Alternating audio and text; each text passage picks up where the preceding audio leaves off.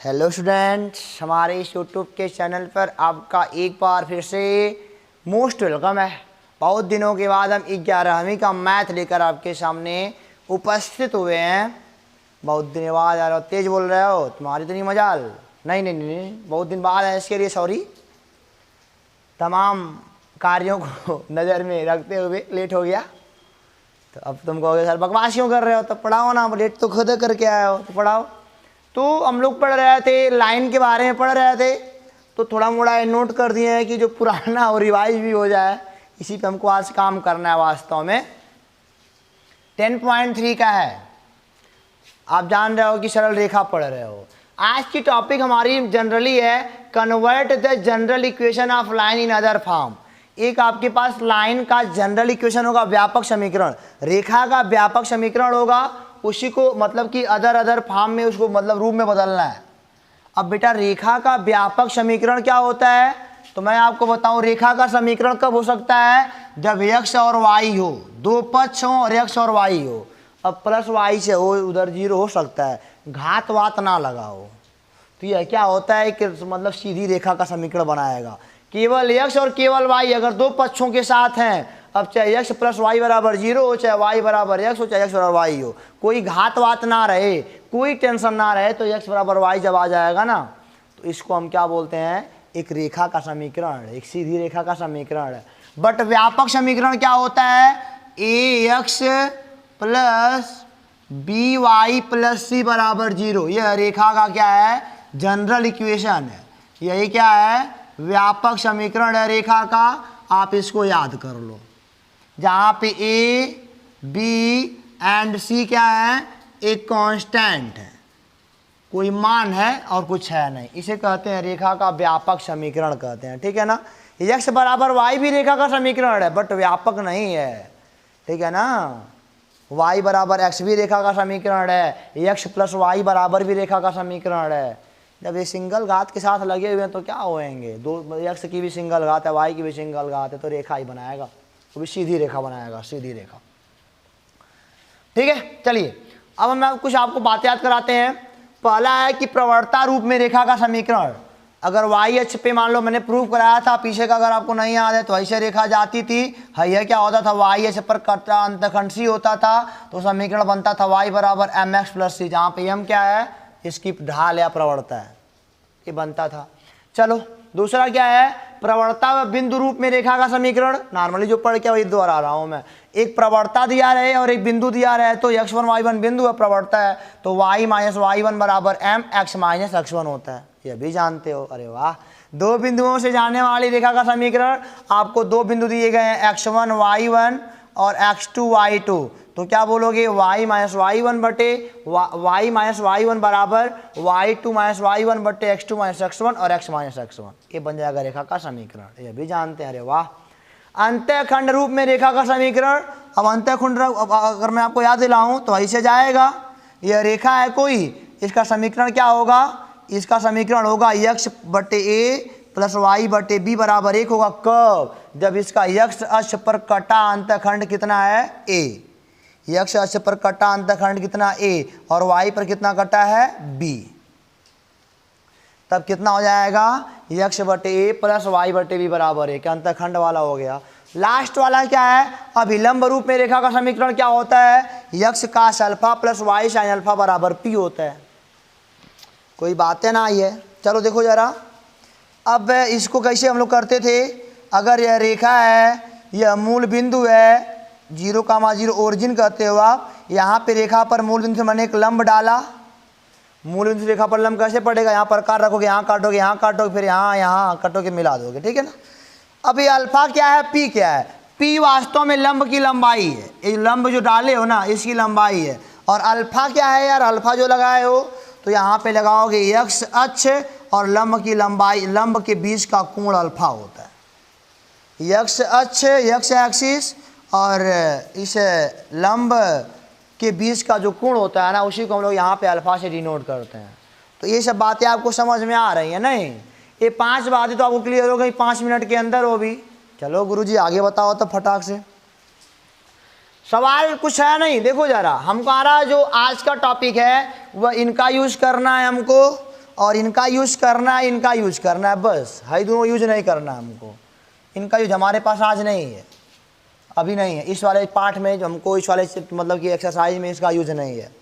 अब हमको यही करना है कि जो रेखा का व्यापक समीकरण है ना, रेखा के व्यापक समीकरण को प्रवणता रूप में लिखना, प्रवणता रूप में लिखो, या रेखा के व्यापक समीकरण का प्रवणता रूप क्या होगा। देखो जरा, हमारा रेखा का व्यापक समीकरण क्या होता है, ax प्लस बी वाई बराबर सी बराबर 0 होता है।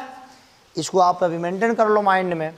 अब इसका ये वाला रूप ऐसे मान लो लिखना पड़े तो हमको देखना पड़ेगा इसके एक कोण y है और बाकी उधर भाग गए हैं, तो यहाँ पे एक कोण y रख दो, बाकी को उधर भेज दो, काम बन जाएगा।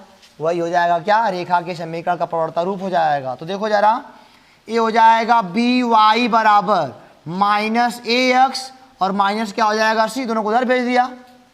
और यहाँ पे y बराबर क्या हो जाएगा, minus A by B X minus C by B. भाई देखो, यही है हमारे क्या, रेखा के व्यापक समीकरण का प्रवणता रूप है।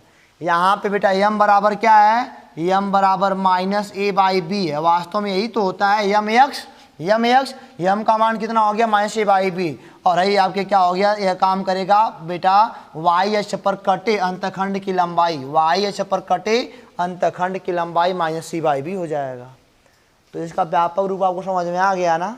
अगर कोई मान लो आपको समीकरण दिया रहे 3x प्लस 4y बराबर मान लो प्लस 8 बराबर 0 दिया रहे, तो बोले इस रेखा का ढाल बताओ, तो कोई बात नहीं है, ढाल ये हमें निकालना है ना। सबसे पहले y बराबर क्या हो जाएगा, -3 बटे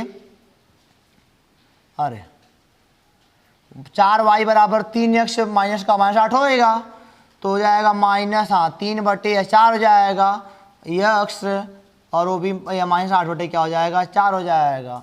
तो यहाँ से m का मान क्या आ गया, -3/4। -3/4 का क्यों आ रहा है, जानते हो सर क्यों आ रहा है, क्योंकि जो रेखा होगी ना ऐसे होगी, कहीं मतलब भाई वाला कोण बना रही होगी, अधिक कोण बना रही होगी ना। तो ये सब सवाल में सब काम नहीं कर लोगे, यही पूछेगा वाई ऐसे पर अंतखंड की लंबाई बताओ, तो भाई 4 दूना 8 -2 आया है, यानी कि नीचे वाले में कहीं काटा होगा, नीचे वाले पे कहीं काटा होगा वाई पे, तब बन माइनस आ रहा है। तो पहली बात क्लियर हो गई, आप इसको मतलब सवाल भी लगा लिए एक छोटा सा। अब देखो यार दूसरा, हम दूसरा लिखेंगे रेखा के व्यापक समीकरण का, ये तो होना नहीं, अंतखंड रूप, क्या है, अंतखंड रूप। तो अंतखंड में क्या हुआ है, x बटे ए प्लस वाई बटे बी बराबर 1 है, तो इसी के जैसे बना दो उनको। तो रेखा का व्यापक समीकरण क्या है, ax plus B Y plus C बराबर 0 है। सबसे पहले सी को उधर भेज देंगे क्योंकि x एक ही हो रहे हैं, तो हो जाएगा ax प्लस बी वाई बराबर -c हो जाएगा। हमने कहा -c को नीचे वाला सकते हो, ऐसे कर सकते हो, ax बटे -c प्लस बी वाई बटे -c बराबर प्लस का 1 हो जाएगा।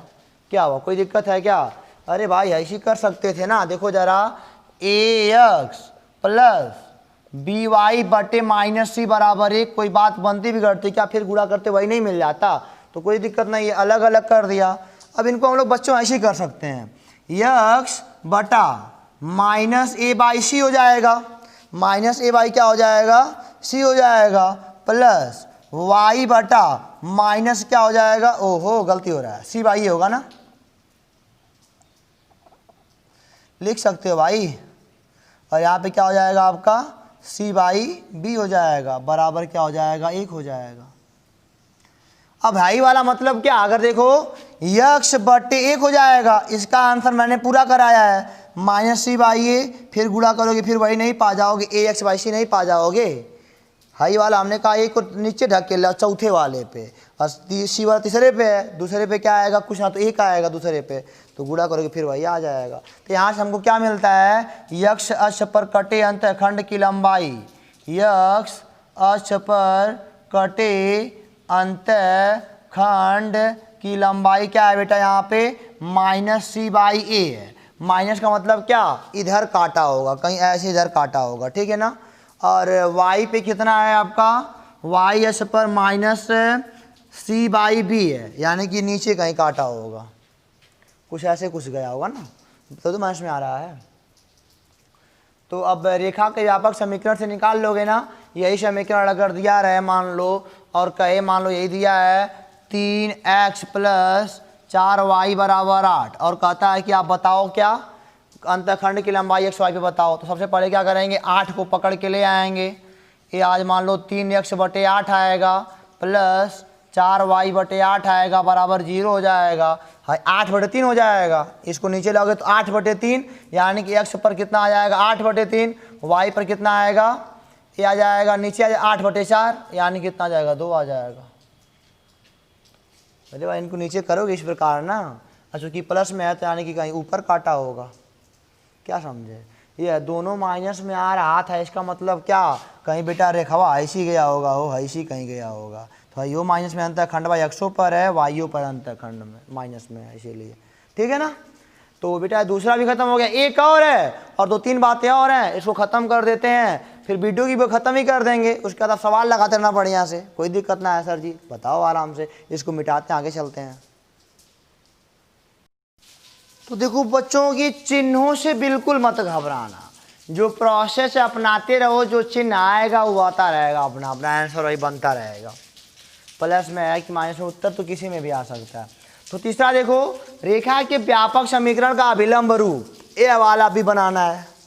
यह क्या, X cos alpha plus Y sine alpha बराबर पी। आपके पास जरूर कुछ न कुछ चाहिए, कोई बात नहीं है। चलिए काम करते हैं, इधर एक्स वाई है, इधर पी है, तो यानी इधर एक नहीं करना है, यहाँ तो पिछली बार में एक करना था। तो ये क्या हो जाएगा, ए एक्स प्लस बी वाई बराबर माइनस का सी हो जाएगा।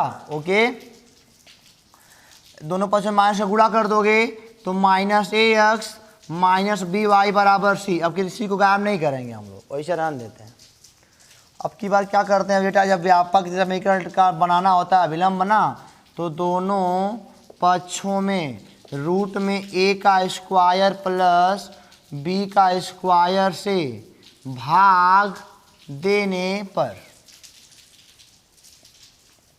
ठीक है, ये काम होता है। जब ऐसा कभी आएगा तो ये वाला काम करना, minus A but A x बटे रूट में ए का स्क्वायर प्लस बी का स्क्वायर, और यहाँ पे लिख सकते हो माइनस बी वाई बटे रूट में ए का स्क्वायर प्लस बी का स्क्वायर बराबर सी बटे रूट में ए का स्क्वायर प्लस बी का स्क्वायर। इनको हम लोग ऐसे भी लिख सकते हैं, ए प्लस इनको ब्रैकेट में क्या माइनस, अब ऐसे निकाल दो, ऐसे इनका वाला ऐसे निकाल दो, ये क्या हो जाएगा एक्स कॉस अल्फ़ा और प्लस वाई साइन अल्फ़ा बराबर क्या हो जाएगा, पी से जब कंपेयर कराओगे ना तो कॉस अल्फ़ा बराबर क्या आएगा माइनस ए बटे रूट में ए स्क्वायर प्लस बी स्क्वायर, और साइन अल्फ़ा कितना आएगा बेटा माइनस बी बटे रूट में ए का स्क्वायर प्लस बी का स्क्वायर, और लंब की लंबाई है क्या हो जाएगी हमारा पी हो जाएगा।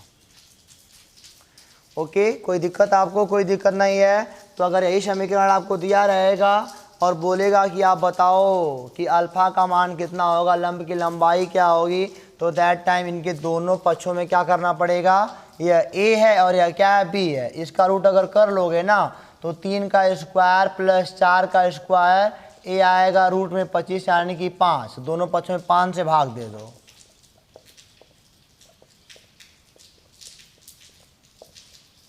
ठीक है, है क्या हो जाएगा आपका बेटा कास अल्फ़ा, और है क्या हो जाएगा साइन अल्फ़ा, और है क्या हो जाएगा हमारा लंब की लंबाई पी हो जाएगा। ठीक है, बस यही करना है, बस यही क्या करना है हमको करना है, क्या करना है यक्स के गुणांक को और वाई के गुणांक का स्क्वायर जोड़ लो, रूट में से निकाल लो, उसको भाग दो, आराम से काम हो जाएगा। सबका प्रूवेशन है। अब तुम्हारे मन में सवाल ज़रूर बन रहा होगा कि इसी से क्यों भाग दे रहे हो, तो बेटा अभी आप इतने छोटे बच्चे हो कि इसको मैं अलग से प्रूफ करा दूंगा, बट कभी तुम सवाल लगाना सीखो। अभी प्रूफ तो मैंने आज तक कुछ छोड़ा है नहीं, इसको भी कराऊंगा लेकिन अलग में करा दूंगा। इसके आगे भी 2 क्वेश्चन हैं, उसको भी मैं आपको बता दे रहा हूँ करने का तरीका, प्रूफ मैं अलग से करा दूंगा, कोई दिक्कत की बात ना है, टेंशन नो लेने को, टेंशन ले लिया तो दिक्कत हो जाएगी। इसको खाली तुम करना अभी सीखो कैसे हो रहा है, इसे समझ फिगर समझ ना क्या हो रहा है, बस उतना समझना हमको। इसको मिटाते हैं और 2 और देखते हैं, फिर वीडियो क्लोज करते हैं बेटा। तो हमारी अगली टॉपिक है बच्चों, किसी रेखा से बिंदु की दूरी। किसी रेखा से कोई बिंदु है, किसी रेखा से किसी बिंदु की दूरी लिख लो, ठीक है। मान लीजिए कोई रेखा है, इसका समीकरण मान लो ax plus vy py plus c बराबर 0 है। ए स्मॉल या कैपिटल लिखने वाले कुछ भी लिख सकते हैं, ठीक है ना। ए बी सी स्मॉल भी हो सकता है, कोई बाउंडेशन नहीं है। अगर मान लो यह बिंदु यहाँ पे है, यानी कि x1 कामा y1, तो इसकी लंबवत दूरी क्या होगी यही बताना है आपको ना। तो लंबवत दूरी d बराबर होता है, मॉड में लिखते हैं ax1, यानी कि a लिख लो, a गुणे x1 प्लस b गुणे y1 गुणे b कर दो, और प्लस c अपान रूट में क्या हो जाएगा a का स्क्वायर प्लस b का स्क्वायर। बेटा इसका भी प्रूफ मांगोगे ना, एक हम पार्टिकुलर वीडियो में सारा प्रूफ दे देंगे आपको। अभी आपको जानना है, बस सीखो भी, सवाल लगाने आएगा तो वहाँ से कुछ क्लू मिलेगा आपको, और कुछ क्लू मिलेगा तो आप प्रूफेशन आराम से सीख पाओगे। बहुत ताम झाम होता है ना इन सबों में, लेकिन ताम झाम वाली कोई बात नहीं है, हम आपको टोटल सिखाएंगे कैसे होता है। तो अगर किसी बिंदु की दूरी पूछेगा तो क्या बोलोगे बच्चों, ए डी बराबर a गुणे x1 प्लस b गुणे y1 और प्लस c बटे रूट में a का स्क्वायर प्लस b का स्क्वायर। मॉड में क्यों है, क्योंकि दूरी अगर नेगेटिव में भी आती है ना तो उसको पॉजिटिव माना जाता है, तो इसीलिए मॉड में डालते हैं, ठीक है। चलो मान लिया, माना यह बिंदु ओरिजिन हुआ, मान लो यह पॉइंट m है, पॉइंट m अगर मूल बिंदु हो गया तो, अगर ये क्या हो गया मूल बिंदु हो तो क्या होगा बेटा, ये 0,0 हो जाएगा। मान लो मूल बिंदु से रेखा की लंबाई हम निकाल रहे हो तो 0, क्या हो जाएगा 0 हो जाएगा। तो वास्तव में आप क्या लिखने को पाओगे, d बराबर देखो ax1 यह भी 0 हो जाएगा, a गुणे x1 का मान 0 है, by1 यह भी 0 है, बचेगा क्या c बटे रूट में a का स्क्वायर प्लस b का स्क्वायर। कोई आपको दिक्कत है, कोई दिक्कत नहीं है। चलिए ये हो गया। अब अगली टॉपिक हमारी क्या है कि दो समांतर रेखाओं के बीच की दूरी, दो समांतर रेखाओं के बीच की दूरी। यह क्या होएगा, मान लो यह दो समांतर रेखाएं हैं, पहले वाले का समीकरण मान लो ax1 प्लस by1, अरे ऐसे मान लो a1x plus b1y plus c1 बराबर 0, और यह मान लो a2x plus b2y plus c2 बराबर क्या हो 0। और इनकी दूरी हम निकालते हैं वास्तव में मूल बिंदु के सापेक्ष निकालते हैं। इनकी दूरी हम कैसे निकालते हैं, मूल बिंदु के सापेक्ष। चलो मान लिया यह मूल बिंदु है, ठीक है, और यह दो रेखाएं पैरेलल हैं। मान लो ये वाला बेटा 8 सेंटीमीटर हो दूर और ये वाला मान लो 6 सेंटीमीटर हो, तो यह दूरी हमको निकालना है ना, तो कितना होगा 8 माइनस 6 होगा 2 होगा, यानी कि यह टोटल बेटा यहाँ से यहाँ तक 8 है, यह 6 है, तो 8 से 6 घटाओ कितना बचेगा, तो ये सेंटीमीटर है, इसका दूरी होगा बीचों वाला। उसी प्रकार हम यह दूरी मूल बिंदु के सापेक्ष निकालते हैं, तो पहले वाले का मूल बिंदु से दूरी कितना हो जाएगा, ये मान लो फर्स्ट लाइन है, ये सेकेंड लाइन है, पहले वाले का हो जाएगा आपका, यह मान लो L1 है और यह L2 है, L1 की दूरी हो जाएगी D बराबर D1 कर सकते हो। D1 बराबर क्या हो जाएगा, अगर मूल बिंदु से है तो यही वाला फार्मूला C1 बटे रूट में A का स्क्वायर प्लस B का स्क्वायर, ये अपना आ गया ले दे करके, A1 का है, हालांकि A1 का स्क्वायर B1 का स्क्वायर। और अगर मैं पूछूं L2 का जो दूरी है बताओ मूल बिंदु से क्या होगा, तो क्या बताओगे, अब इसके लिए क्या मूल बिंदु से दूरी पूछ रहा है, तो फिर वही फार्मूला 0,0 करोगे, फिर ये कितना आएगा C2 बटे रूट में A2 का स्क्वायर प्लस B2 का स्क्वायर आएगा। डी मान लो ओरिजिन यहाँ पे रहा हो, हाई देखो हाई D1 भी आ गया और हाई वाला हाई D1 है, यहाँ से यहाँ तक हाई D2 है, तो आप बोलोगे समांतर रेखाओं के बीच की दूरी कैपिटल D बराबर, दो समांतर रेखाओं के बीच की दूरी डी कैपिटल डी बराबर क्या हो जाएगा, आप बोलोगे D1 minus D2, D1 minus D2, चाहे D2 माइनस D1 कुछ भी कर लो, मार्ट लगाया ना कोई दिक्कत नहीं है। चाहे D1, अरे भाई चाहे 8 माइनस 5 करो तब वो 3 आएगा, 5 माइनस 8 करोगे तो माइनस 3 आएगा, तो मार्ट लगा तो प्लस नहीं बना देगा, बना देगा।